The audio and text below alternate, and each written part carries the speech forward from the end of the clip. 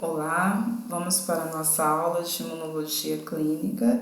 Nessa aula de hoje nós vamos verificar algumas regras que são estabelecidas pela RDC 306, onde ela determina como deve ser tratado, como deve ocorrer o tratamento e descarte de resíduos biológicos infectantes da maneira correta. Essas regras são estabelecidas no intuito de evitar com que ocorra alguma contaminação, com que alguma pessoa que vai manipular esses resíduos venha se infectar com os mesmos. Então a gente sabe que laboratórios eles fazem processamento de amostras que estão infectadas e o que sobra ali a gente classifica como resíduo biológico infectante. E eles têm ainda, mesmo sendo um resíduo biológico infectante, ele tem um potencial ainda de causar uma contaminação e infectar alguma pessoa a qual for manipular o mesmo. Por isso, a RDC 306, ela estabelece que esses resíduos devem ser descartados em locais corretos, recipientes corretos, deve sofrer um processo de tratamento antes, para evitar assim com que ocorra propagação da doença em meio à população.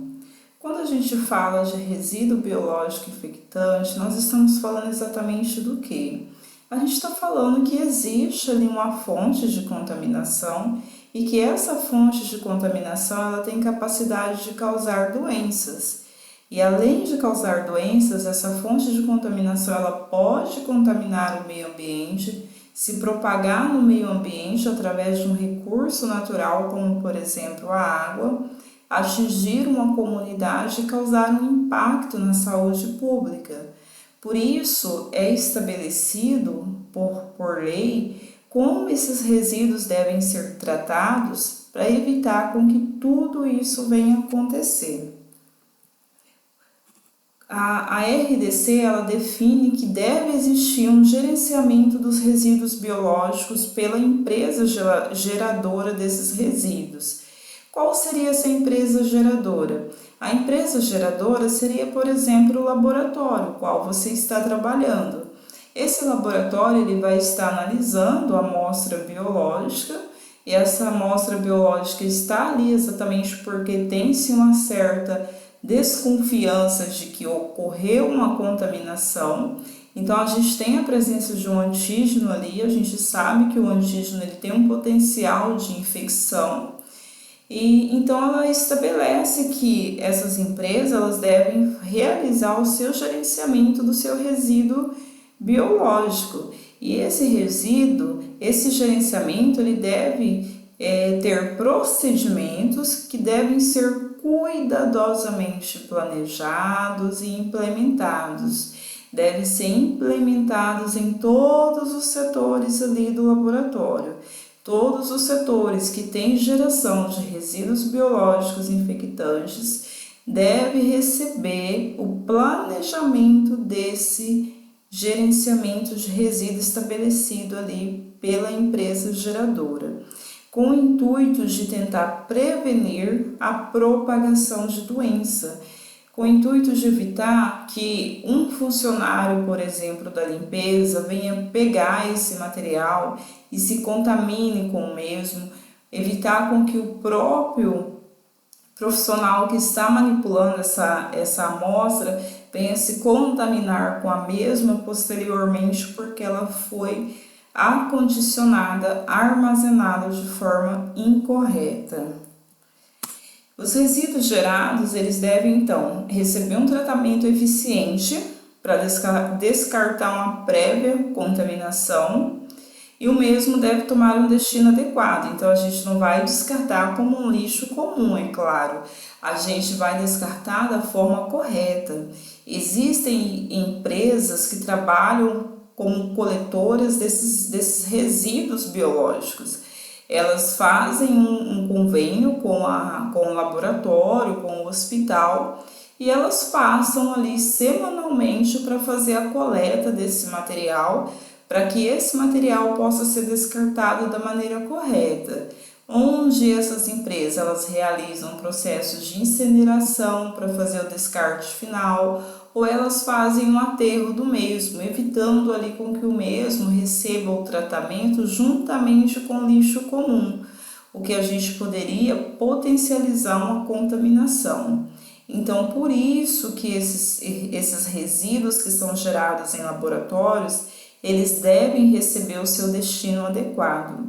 E as empresas geradoras desses resíduos, elas devem ser as responsáveis em manipular esse resíduo de maneira correta, armazenar ele de maneira correta, até que essas empresas venham fazer a coleta para promover a eliminação do mesmo. Então, os laboratórios, hospitais devem obedecer algumas regras que são estabelecidas pela RDC para que os mesmos possam ser manipulados, armazenados e eliminados de maneira adequada. Outra coisa também que envolve é a parte do tratamento. O tratamento seria o processo de autoclavação desses resíduos. A gente armazena esses resíduos dentro de um saco leitoso branco que é específico para material infectante. Armazenamos também os materiais perfuro-cortantes em caixa Descarpex. Depois a gente vai acondicionar essa caixa dentro de um saco leitoso que é resistente para receber uma autoclavação. A gente vai autoclavar esse saco, a gente lacra ele, depois a gente autoclava ele para retirar ali, para inativar qualquer partícula microbiana que esteja ali na parte externa daquele saco, evitando assim que quando as pessoas forem manipular aquele saco, elas venham se contaminar com o mesmo. Então a gente faz esse tratamento inicial para depois colocar esse material à disposição da empresa que fará a coleta. Vamos ver então quais são os passos que devemos seguir. Primeiro, a gente deve pensar já na nossa proteção, utilizando os EPIs corretos. Então, fazendo o uso dos EPIs que irá nos proteger contra uma contaminação por resíduos biológicos infectantes. Esses EPIs devem ser utilizados quando? No momento que eu vou coletar a amostra e durante o processamento dessa amostra. Então, eu estou processando uma amostra que ela me oferece um risco infectante. Então, eu devo manipular ela com segurança. E essa segurança é fazendo o quê? O uso dos EPIs corretos, o uso deles de forma correta também. Eu devo já pensar nisso no momento que eu já vou iniciar o meu trabalho. Depois a gente já gerou então o resíduo, a gente já coletou a amostra ali, a gente tem seringa, temos também alguns tubos de ensaio plásticos que precisam ser descartados, a gente vai precisar descartar no local correto. Este é o saco leitoso, que ele já vem descrito aqui como substância infectante, já tem o símbolo de infectante, que já indica que para quem for manipular ele depois, que se trata de resíduos biológicos infectantes. A gente coloca esse saco no interior dessa lixeira, dentro do laboratório. A lixeira que é estabelecida também pela RDC é uma lixeira de pedal com tampa, já com esse símbolo aqui na sua tampa ou aqui na sua lateral, na sua frente aqui, mas indicando que é uma lixeira de material infectante. A gente coloca o saco aqui no interior. Quando a gente ocupar 2/3 desse saco, a gente sempre deve deixar uma quantidade do mesmo sobrando para a gente vedar ele para o processo de autoclavação. E depois o mesmo segue vedado para continuar armazenado até que a empresa coletora passe para coletar o mesmo. A caixa Descarpex é essa aqui, ó. A gente utiliza ela quando? Quando eu tenho material pérfuro cortante que eu preciso descartar, eu não posso descartar dentro de um saco plástico, por quê? Porque ele vai perfurar o saco e vai conseguir atingir alguém, perfurar alguém e infectar. Então, quando eu falo de agulhas, quando eu falo de vidro, que pode cortar alguma pessoa, eu faço o descarte no interior dessa caixa Descarpex. É uma caixa altamente resistente, ela tem um material papelão resistente que vai acondicionar de maneira correta. E aqui a gente já tem a indicação dessas listas que indica a capacidade máxima dessa caixa, não enchendo ela até a sua borda final. A gente deve obedecer essa capacidade aqui para que essa possa armazenar esses materiais de forma correta. E aqui a lixeira para a gente descartar, então, por exemplo, tubos de ensaios que a gente utilizou para armazenar uma amostra que estava contaminada do paciente. Essa amostra precisou ser centrifugada, eu vou descartar porque é um tubo plástico, ele não vai aguentar um processo de autoclavação, então eu descarto mesmo aqui dentro da lixeira. A lixeira está revestida com plástico leitoso. Aqui indica, ou a borda aqui, ó, indica a quantidade máxima que essa caixa Descarpex pode receber.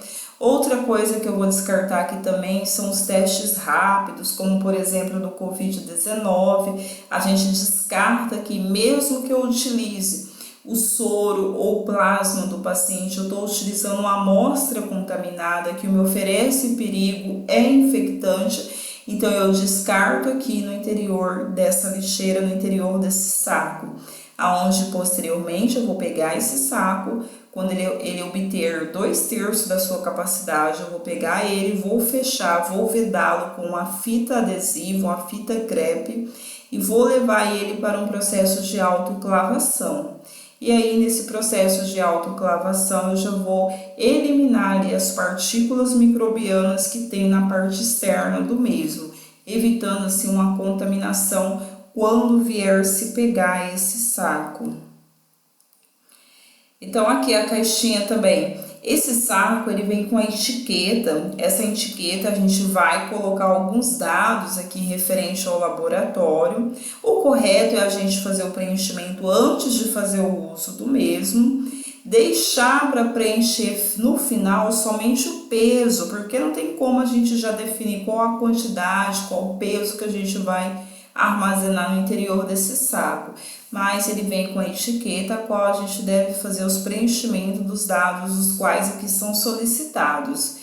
Essa caixinha, quando eu encher ela na sua capacidade máxima aqui, que é indicada por esse pontilhamento, eu vou colocar ela no interior desse saco para ela ser descartada. Eu coloco ela no interior desse saco, vedo o saco, faço o processo de autoclavação, aí depois eu coloco a mesma disponível para a empresa coletora, ou depois eu coloco ela ali para o setor de coleta do laboratório, levar para a lixeira onde ficará armazenada esperando a empresa coletora. Então, depois que a gente veda, lacra, a gente vai pesar essa amostra e aí a gente vai colocar o peso para finalizar o preenchimento da etiqueta. Aí minha amostra já tá, meu saco aí já tá vedado com a fita adesiva, vou levar para o processo de autoclavação e aí depois eu coloco disponível ali para quem recolhe esses materiais no laboratório para levar para a lixeira, onde essa lixeira ela também deve obedecer umas regras. Essa aqui é a lixeira para material infectante, ela já tem até o símbolo aqui que indica material infectante. Qual é a regra que deve se obedecer? A lixeira qual vai acondicionar essas amostras biológicas, elas devem ser com tampa, material resistente e elas devem se manter trancadas, cadeadas. Então, a gente tem um cadeado aqui, ó, que ele vai fechar essa lixeira, evitando com que assim as pessoas venham abrir e tentar fazer coleta de lixo ali. Porque muitas pessoas não sabem identificar esse símbolo, não sabem o risco qual elas estão correndo. Então, a gente deve sempre manter as mesmas trancadas com cadeado.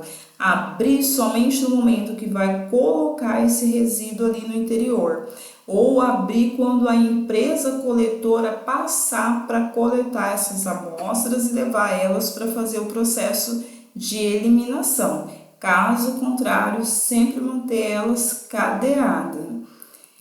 Então, a gente sempre deve obedecer outros critérios. Nunca pegar e esvaziar um saco desse leitoso que eu utilizei, que eu acondicionei um pouco de amostra de resíduo biológico infectante. Eu vou esvaziar ele para me reaproveitar. Jamais a gente deve fazer isso. A gente está falando de amostra infectante, que qualquer forma errada que eu manipular, eu estou me sujeitando a me contaminar.